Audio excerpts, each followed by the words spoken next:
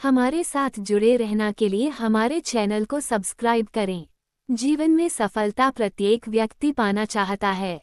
कई बार ऐसा होता है कि आप सफलता प्राप्त करने के लिए बहुत मेहनत करते हैं, लेकिन फिर भी आपको सफलता नहीं मिल पाती है।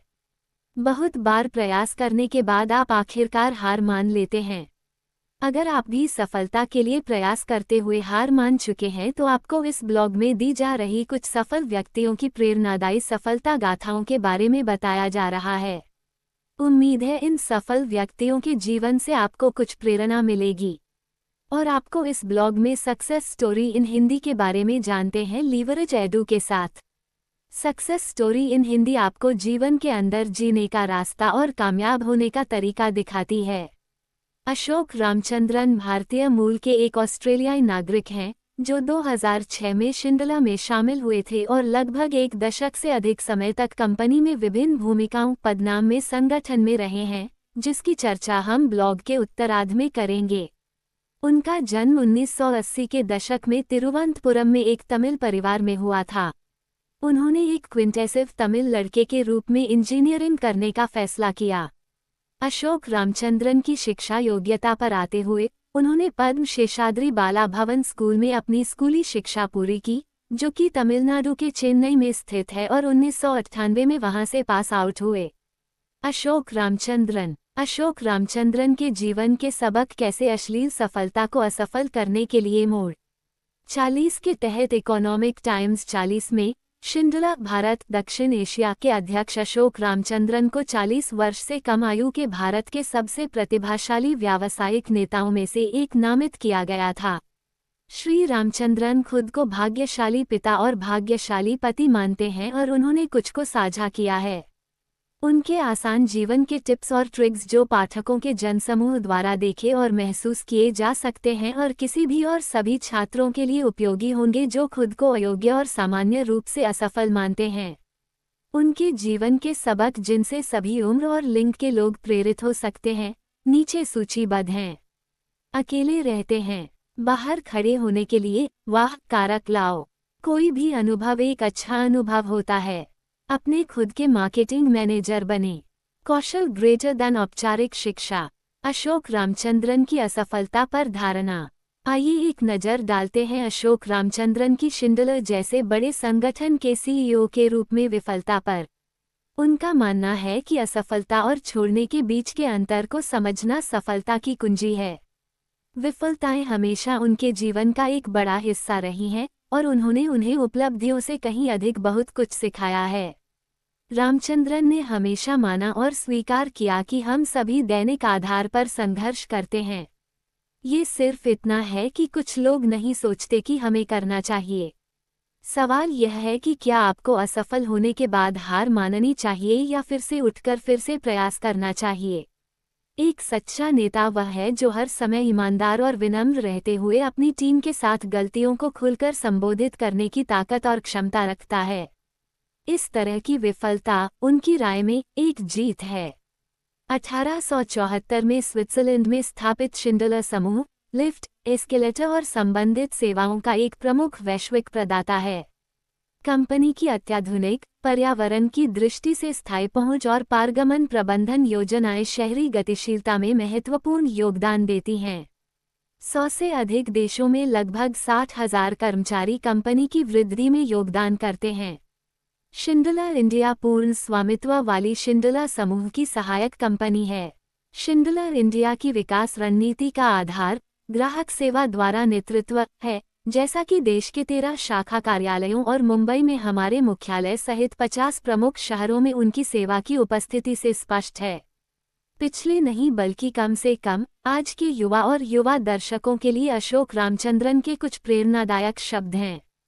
हमेशा आप जो कुछ भी करते हैं उस अतिरिक्त को देने का प्रयास करते हैं, लगभग अपने काम के उपभोक्ता को वाह करने की चाहत की हद तक।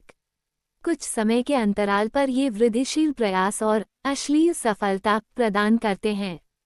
पागल, उन्मत्त सफलता के लिए मेरा आत्मगढ़ा हुआ शब्द जो आपको शुभचिंतकों को अजीब बनाता है और आपकी प्रतिस्पर्धा को स्पष्ट करता है। मुंबई में जन्मे और पले बड़े अर्जुन 21 साल के हैं और सचिन तेंदुलकर और अंजलि तेंदुलकर के बेटे हैं। उन्होंने मुंबई के धीरूभाई अंबानी इंटरनेशनल स्कूल में अपनी स्कूली शिक्षा पूरी की और हमेशा एक क्रिकेट खिलाड़ी बनना चाहते थे। अपने पिता की तरह उन्होंने कम उम्र में खेलना शुरू कर दिया था। 8 साल की उम्र में मास्टर ब्लास्टर ने अपने बेटे के लिए एक क्रिकेट कोचिंग क्लब की व्यवस्था की। उनकी एक बड़ी बहन सारा तेंदुलकर है जो अपनी मां के नक्शे कदम पर चल रही है और यूनिवर्सिटी कॉलेज लंदन से चिकित्सा की शिक्षा पूरी की है। सच्चा मुंबईकर अर्जुन हमेशा अपने पिता के क्रिकेट करियर पर मोहित थे और अपने पिता की तरह ही आईपीएल में मुंबई इंडियंस टीम का हिस्सा बनना चाहते थे। आईपीएल नीलामी 2021 में उन्हें मुंबई इंडियंस की टीम ने बेस प्राइस पर खरीदा था 20 लाख। मुंबई इंडियंस की आधिकारिक ट्विटर टीम ने उनका स्वागत करते हुए एक ट्वीट पोस्ट किया और एक अन्य ट्वीट में अर्जुन का एक वीडियो भी जारी किया जिसमें उन्होंने लिखा था, वो मुंबई इंडियंस का एक डाई हार्ड फैन है और नीले और सोने पहनने की प्रतीक्षा नहीं करता है। जैसा बाप वैसा बेटा। यहाँ एक ऐसा तथ्य जो आप शायद नहीं जानते, सचिन तेंदुलकर हमेशा एक गेंदबाज को चाहते थे। हाँ, हम मजाक नहीं कर रहे हैं। क्रिकेट के भगवान जिन्होंने बल्लेबाजी में बेजोड़ रिकॉर्ड बनाए हैं वे हमेशा से गेंदबाज बनना चाहते थे। यह एक ऑस्ट्रेलियाई क्रिकेटर डेनिस लिली था जिसने सचिन को गेंदबाजी छोड़ने और अपनी बल्लेबाजी पर ध्यान देने की सलाह दी। खैर, सेब पेड़ से दूर नहीं गिरता है और अर्जुन तेंदुलकर बल्लेबाज नहीं बल्कि तेज गति के गेंदबाज हैं। अर्जुन तेंदुलकर वह हासिल करना चाहते हैं जो उनके पिता नहीं कर सकते थे। टीम इंडिया को वह तेज गेंदबाज देने का सपना जिसकी उन्हें जरूरत है।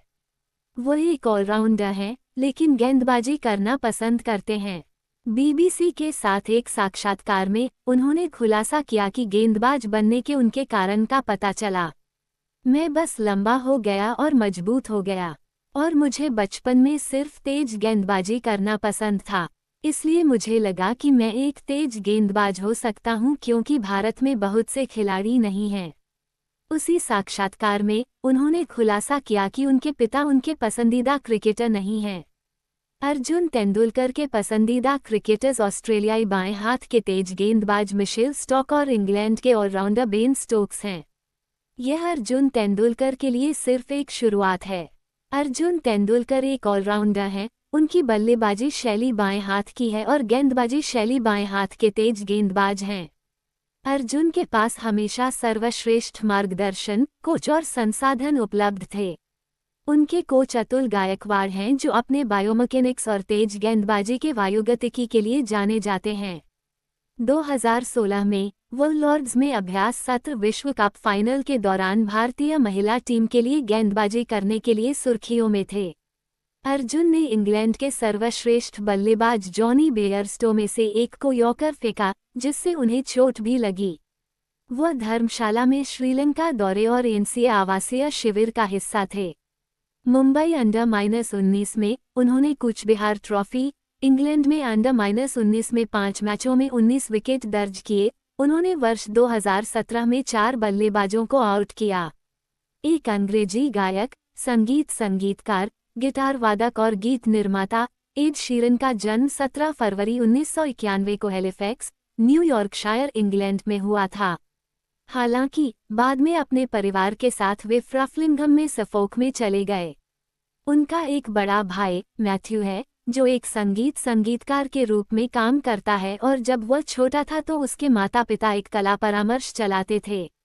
शीरन कहते हैं, स्कूल में वापस अपने साथियों के साथ सामाजिकता में संघर्ष किया। संगीत के प्रति उनका प्रेम कम उम्र से ही था जब उन्हें विशेष रूप से गिटार बजाने का शौक था। वो अपने स्कूल के संगीत गायक की भूमिका में भी थे। ये जल्द ही पर्याप्त था कि उसके आसपास के लोगों ने उसकी प्रतिभा को देखना शुरू कर दिया। स्ट्रगल को गले लगाते हुए जब शीरन छोटा था तो उसने एक सर्जरी की जिसमें उसे एक आलसी आंख और भाषण विकार के साथ छोड़ दिया गया। इस वजह से उसे तंग किया गया और स्कूल में हर दिन उसका मजाक उड़ाया गया। इससे तंग आकर उसने भाग लेना बंद कर दिया। सबसे उल्लेखनीय बात ये थी कि जब संगीत और गायन की बात आती थी तो उन्हें कभी भी बोलने में कठिनाई का सामना नहीं करना पड़ता था। अपने लाल बालों को बदमाशी में जोड़ा गया जिसका उन्होंने स्कूल में वापस सामना किया। उसे अदरक वाला लड़का कहा जाता था। हालांकि समय के साथ उन्होंने महसूस किया कि अगर वह जीवन में कुछ बड़ा करना चाहते हैं तो उनके आकर्षक होने या न होने से कोई मदद नहीं मिलती। वह कहते हैं कि इस एहसास ने उन्हें एक संगीतकार के रूप में बचा लिया। अदरक होना एक बुरी बात की तरह लग सकता है जब आप युवा हैं, लेकिन एक संगीतकार के रूप में यह मेरी बचत की कृपा रही है, क्योंकि अगर आप टीवी पर अदरक का बच्चा देखते हैं और गिटार बजाने वाला केवल एक गड़बड़ बालों वाला अदरक है, उन्हें यूट्यूब पर ढूंढना आसान है। सबसे बड़े पुरुष पॉपस्टार और जनरल ज़ेड के युवा आइकन के लिए एले में उन्होंने उन सभी संगीत व्यक्तित्वों तक पहुंचने की कोशिश की जो एक दिन ठीक थे, और एक स्थानीय रेडियो मेजबान जेमी फॉक्सैक्स ने उन्हें ठीक से देखा। उन्होंने जेमी के स्टूडियो में रिकॉर्डिंग शुरू की और जल्द ही आईट्यून्स पर हिट किया, जिसके बाद उन्हें अटलांटिक रिकॉर्ड्स के साथ काम करने के लिए बुलाया गया। इससे उन्हें अपना संगीत एल्बम जोर बनाने में मदद मिली। आखिरकार यह एक हिट बन गया और सीधे अमेरिका और ब्रिटेन में #1 पर चला गया। 2016 में उन्हें द ग्रैमी अवार्ड के साथ वर्ष का सर्वश्रेष्ठ गीत के लिए सम्मानित किया गया। 12 दिसंबर 1950 को शिवाजी राव गायकवाड़ के रूप में पैदा हुए रजनीकांत मराठी परिवार में 4 भाई बहनों में सबसे छोटे थे। उनके पिता एक पुलिस हेड कांस्टेबल थे और उनकी मां जीजाबाई की मृत्यु हो गई थी जब वो काफी छोटी थी, जिसके कारण उनका परिवार गहरे आर्थिक संकट से गुजर रहा था। संकट के कारण उन्हें मैसौर मशीनरी में ऑफिस बॉय, कुली, बढ़ई जैसे असामान्य व्यवसायों में काम करने के लिए मजबूर किया गया और एक समय में चावल के बैग पैक करके पैसे कमाए। लेकिन ये केवल रजनीकांत की दृढ़ कहानी की शुरुआत थी, क्योंकि वह एक प्रेरणादायक व्यक्तित्व बन गए थे जो आज भी बहुत कुछ देखते हैं। फिल्म उद्योग में प्रवेश। एक कंडक्टर के रूप में भी रजनीकांत किसी सेलिब्रिटी से कम नहीं है। पर्यटकों और अन्य बस चालकों के बीच वह बस टिकट देने और सीटी बजाने के अपने तरीकों के लिए प्रसिद्ध था। उन्होंने इस दौरान कुछ कन्नड़ थिएटर नाटकों में अभिनय किया, बहुत सी फिल्में देखीं और शिवाजी गणेशन, राजकुमार और एमजी रामचंद्रन का अनुकरण करने की कोशिश की। फिल्मों और अभिनय के लिए प्यार हमेशा बेहुदा प्रतिभा के कारण था और वही इच्छा अंततः उत्साह में बदल गई। वह चेन्नई के फिल्म इंस्टीट्यूट ऑफ अड्यार में शामिल हुए।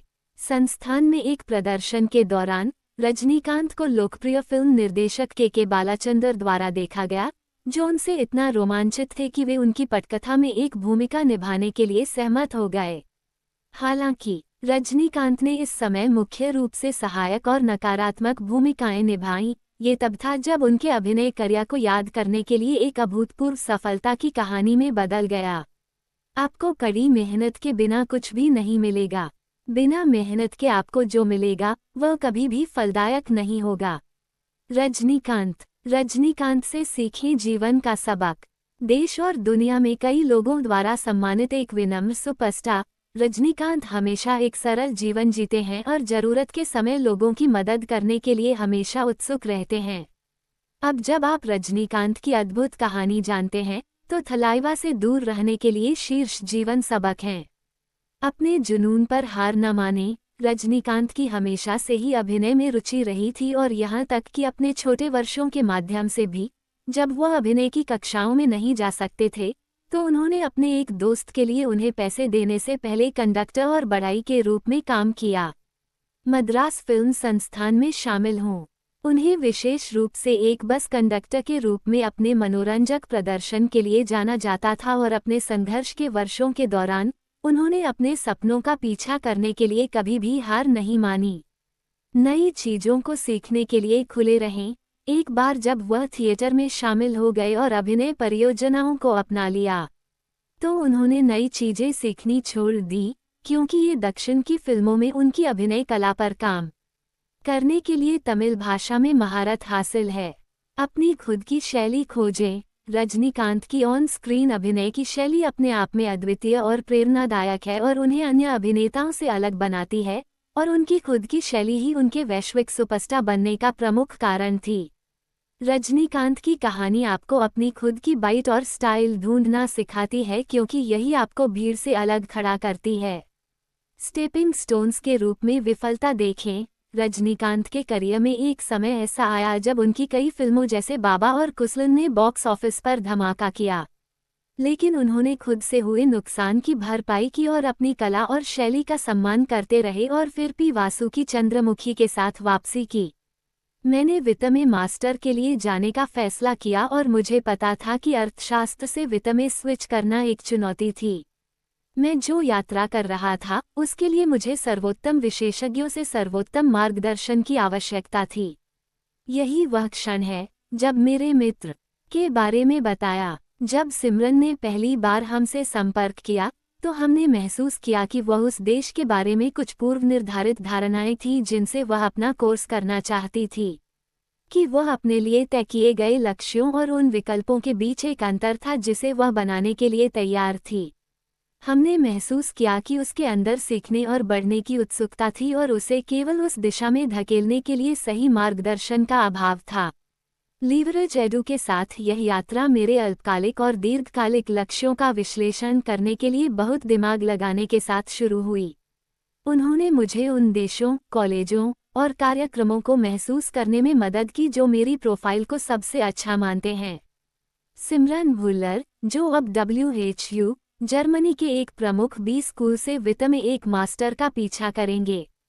हमारे साथ उनके पहले सत्र में बहुत सी चर्चाएं शामिल थीं जहां हमने उनके लक्ष्यों और आकांक्षाओं, उनके व्यक्तित्व लक्षणों, प्रेरणाओं और हितों का विश्लेषण करने की कोशिश की। सिमरन कहती हैं कि बुद्धिशीलता के पहले सत्र ने उन्हें वह स्पष्टता प्रदान की जिसकी उन्हें ज़रूरत थी। वह अपने फैसलों को वर्तमान तक सीमित कर रही थी और सत्र ने उसे यह महसूस करने में मदद की कि उसे उस बड़ी तस्वीर को देखने की जरूरत है जहां उसने खुद को 2-3 वर्षों में देखा था, वास्तव में 10 साल की अवधि में। वो इस निष्कर्ष पर पहुंचने में भी सक्षम थी कि उसे अपने लक्ष्यों को बदलने और खुद के लिए और अधिक व्यावहारिक लक्ष्य बनाने की जरूरत है जो कि लंबे समय में उसे फायदा पहुंचाए। चूंकि सिमरन अपने विशेषज्ञता के क्षेत्र को बदलने की योजना बना रही थी, इसलिए उसे सिर्फ एक अच्छे जीमेट्सको की आवश्यकता थी। उसे क्षेत्र में अनुभव होने की आवश्यकता थी ताकि वह सही विकल्प बना सके।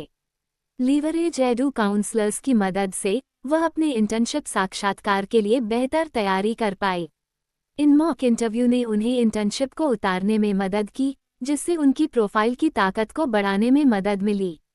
अपने प्रोफाइल मूल्यांकन के साथ युग्मित इंटर्नशिप और बुद्धिशीलता सत्रों की मदद से सिमरन अपने लक्ष्य कॉलेजों को रीसेट करने में सक्षम थी। उसने अपनी पसंद के रूप में यूरोप को लक्षित करने का फैसला किया, एक विकल्प जो वह शुरुआत में प्रभावित था लेकिन एक जो उसके लिए एक आशीर्वाद साबित हुआ। सिमरन इस बात पर जोर देना बंद नहीं कर सकती है कि लीवरेज एडू के बारे में सबसे अच्छी बात यह है कि मेंटरशिप प्लेटफॉर्म है। जिन आकाओं को मुझे आवंटित किया गया था वे केवल उसी पृष्ठभूमि से नहीं थे, बल्कि उन कॉलेजों के स्नातक भी थे जिनके लिए मैं आवेदन कर रहा था। इससे मुझे बहुत मदद मिली मेरे प्रोफाइल और एप्लीकेशन को आकार दें। उसने महसूस किया कि मेंटरशिप प्रोग्राम लीवरेज एडू को अलग करता है, ये तथ्य कि वह उन युवाओं से जुड़ सकती है जिन्होंने हाल ही में स्नातक की उपाधि प्राप्त की थी या वर्तमान में उस विशिष्ट कार्यक्रम में नामांकित थे, वास्तव में उनके परिप्रेक्ष्य को आकार देने में मदद की। आकाओं को पता था कि कॉलेजों को विशेष रूप से अपने अनुप्रयोगों की तलाश थी जो उसके स्वयं के आवेदन को अन्य आवेदकों से बढ़त दिलाते थे। कड़ी मेहनत, कई मॉक इंटरव्यू, सॉप, लोग और निबंध के संपादन के कई दौर जो मुझे WHU जर्मनी में भर्ती कराए गए। सिमरन की टिप्पणी जो कहती है कि अन्य परामर्श फर्मों के विपरीत लीवरेज एडू ने विशिष्ट विश्वविद्यालय को ध्यान में रखते हुए अपने अनुप्रयोगों की योजना बनाने में मदद की। ये कि उनके द्वारा भेजे गए एप्लीकेशन इस तरह से डिज़ाइन किए गए थे कि लक्ष्य विश्वविद्यालय को ध्यान में रखते हुए टीम ने विभिन्न विश्वविद्यालयों के लिए अलग अलग अनुप्रयोगों पर काम किया और लगातार संपादित किए और उनके दस्तावेजों की समीक्षा की, जिसमें ये सुनिश्चित किया गया कि कोई कसर नहीं छोड़ी गई। उसने अपने द्वारा लक्षित 8 विश्वविद्यालयों में से 5 में चयन किया, जिसके बाद काउंसलर और मेंटर्स की मदद से उसने विभिन्न विश्वविद्यालयों के पेशेवरों और विपक्षों का वजन किया। एक बार जब सिमरन ने WHU जर्मनी को अपना वांछित विश्वविद्यालय बना दिया, तो लीवरेज एडू टीम ने उन्हें स्काइप साक्षात्कार के लिए तैयार किया। मेरे WHO साक्षात्कार के समय तक मैं साक्षात्कार के प्रारूप के साथ बेहद सहज था। सिमरन का कहना है कि उसे WHO में दाखिले के लिए 3 राउंड के इंटरव्यू पास करने थे। मार्गदर्शन केवल उसके अनुप्रयोगों तक ही सीमित नहीं था। हमने आवास, छात्रवृत्ति और उड़ान विवरण से संबंधित ऋण और अन्य तकनीकी मदद भी की। हमने उसके समग्र करियर पथ प्रदर्शक के साथ सहायता की, उसे कॉलेज में ले जाने वाली चीज़ों के बारे में आवश्यक ज्ञान से लैस करके और अपने आगे के प्रयासों में उसकी मदद करने के लिए वह इंटर्नशिप कर सकती थी।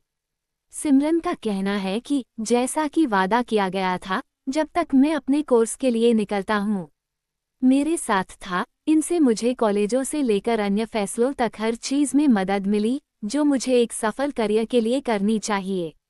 मैं बस इतना कहूँगा कि इसका लाभ उठाएं। उद्धरण चिन्ह। आप पर नेतृत्व करने के लिए उचित मार्गदर्शन के बिना प्रवेश एक बुरा सपना हो सकता है। ये स्नातक, मास्टर या PhD स्तर। दिल्ली विश्वविद्यालय से वाणिज्य स्नातक सारथी धवन के साथ ऐसा ही हुआ था। सारथी 5 अलग अलग परामर्श एजेंसियों से निराशा के साथ एक आकांक्षात्मक कैनवास के साथ लीवरेज एडू के लिए पहुंचे, जिन्होंने उन्हें सूचित किया था कि वो शीर्ष बिजनेस स्कूलों में से किसी में नहीं जा सकते। बार बार बताया गया कि उनके बैचलर प्रोग्राम में 7.4 का CGPA है, जो उन्हें शीर्ष बिजनेस स्कूलों में प्रवेश दिलाने से पीछे हट गया। एक बेहद निराश्रित सारथी एक अंतिम बोली के लिए लीवरेज एडू के दिल्ली कार्यालय में पहुंचे। उन्होंने महसूस किया कि वो वित्त में मास्टर डिग्री हासिल करना चाहते हैं, लेकिन उन्हें अपने अगले कदम के बारे में कोई जानकारी नहीं है। लीवरेज एडू के साथ मेरी पहली बैठक में काउंसलरों ने एक छोटे से प्रोफाइल मूल्यांकन किया और तुरंत मुझे आश्वासन दिया कि मैं एक शीर्ष बिजनेस स्कूल में जाने के लिए तैयार हूँ। यही मेरे आत्मविश्वास को वापस लाया है। सारथी के साथ हुई पहली बैठक के भीतर हम ये निर्धारित करने में सक्षम थे कि उन्होंने न केवल अपनी पसंद के संस्थान में चुने जाने की क्षमता दिखाई, बल्कि वित्त के क्षेत्र में भी विकसित होने की क्षमता दिखाई। सारथी एक गोरक्षक और एक प्रमुख उम्मीदवार थे, लेकिन हमें उनके लक्ष्यों और आकांक्षाओं का मूल्यांकन करना था ताकि हम ये निर्धारित कर सके कि कौन सी संस्था उनके लिए सबसे उपयुक्त होगी। हमने उनके दिमाग और व्यक्तित्व को उकेरने और उनके अनुसार मार्गदर्शन करने के लिए एक मूल प्रोफाइल मूल्यांकन के साथ शुरू किया। सारथी के साथ कई बुद्धिशीलता सत्र आयोजित किए गए, जबकि लीवरेज एडू मेंटर्स और काउंसलर अपने लक्ष्यों और आकांक्षाओं में गहराई से शामिल हुए। सत्रों ने सारथी को अपने विचारों में बहुत अधिक स्पष्टता प्रदान की। वह दृष्टि जो उसने खुद के लिए पोषित की थी, धीरे धीरे एक योजना के रूप में बन गई। उत्सुक बीवर, जिसने अपने पेट के नीचे इतने सारे इंटर्नशिप किए थे कि वह खुद को बेहतर बनाने के लिए अब पुनर्जीवित हो गया था और अपने सभी को देने के लिए तैयार था। अंत में बहुत विचार और विचार विमर्श के बाद लीवरेज एडू के विशेषज्ञों ने उनके लिए 5 अलग अलग बिजनेस स्कूलों को शॉर्टलिस्ट किया, जिसमें उन्होंने तुरंत आवेदन किया। मंथन के सत्रों में मेरे उत्थान एडू हेड कोच ने मेरे जुनून को जानने के लिए मुझसे बार बार पूछताछ की। इसके साथ ही मैं अपने स्वयं के लक्ष्यों के बारे में स्पष्टता प्राप्त कर चुका था और जहां मैं जीवन में रहना चाहता था। लीवरेज एडू के उनके आकाओं ने ये सुनिश्चित किया कि सारथी पूरी प्रवेश प्रक्रिया के माध्यम से पाल करने में सक्षम थे।